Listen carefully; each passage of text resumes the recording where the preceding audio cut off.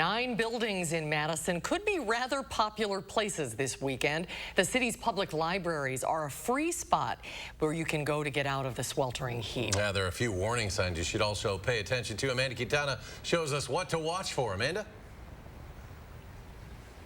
Yes, while some neighboring cities like Middleton set up dedicated cooling centers, Madison does not. So they're suggesting that you go to one of the 9 libraries. And while the libraries have been closed due to COVID, they are now open and welcoming anyone who needs to cool off.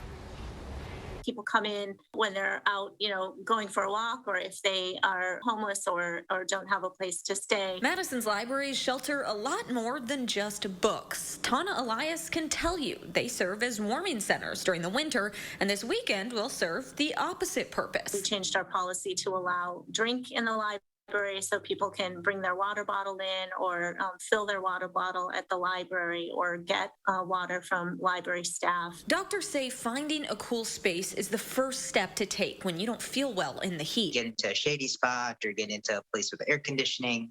Try and hydrate as much as you can with either water or electrolyte-filled drink, like any sport drink out there. Dr. John Aguilar in St. Mary's ER sees a spectrum of heat illnesses, starting with heat cramps, getting worse and becoming heat exhaustion, with a headache, nausea, and vomiting. That's when it gets dangerous, especially for really young or elderly people, and it can get worse. Heat stroke is when the body no longer is able to compensate for that change in temperature, and their core, what we call their core temperature, or their body temperature, has risen to a point where their body can no longer handle it. Once you can't keep food down, that's when you need to see a doctor. Heat illnesses can really be devastating for pretty much anyone at any age if it gets bad enough. Which is why in Madison's libraries, employees are trained to watch out for this. At our central library, we have security monitors whose job it is to really walk around the building and make sure that everyone is doing well and okay. But all of our staff have some training, and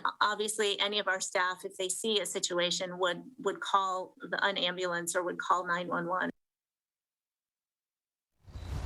We're obviously talking about this because it's going to be hot this weekend, but heat stroke can actually happen at any temperature. It's all about just not being hydrated. And so it's really important to know where you can go to cool off, even if that's under a tree to get some shade or just a public lobby for a few minutes. It's really important to know what's around you. Look out for your neighbors as well. Amanda Quintana live tonight. Amanda, thank you. Thank you, Amanda. If you're not in Madison, nearby Middleton has dedicated cooling centers, as Amanda mentioned, that open today. The Middleton Police Department will be open 24 hours. City Hall, the Middleton Senior Center, and the Public Library will also be open during their regular hours to help those who need a break from the hot temperatures.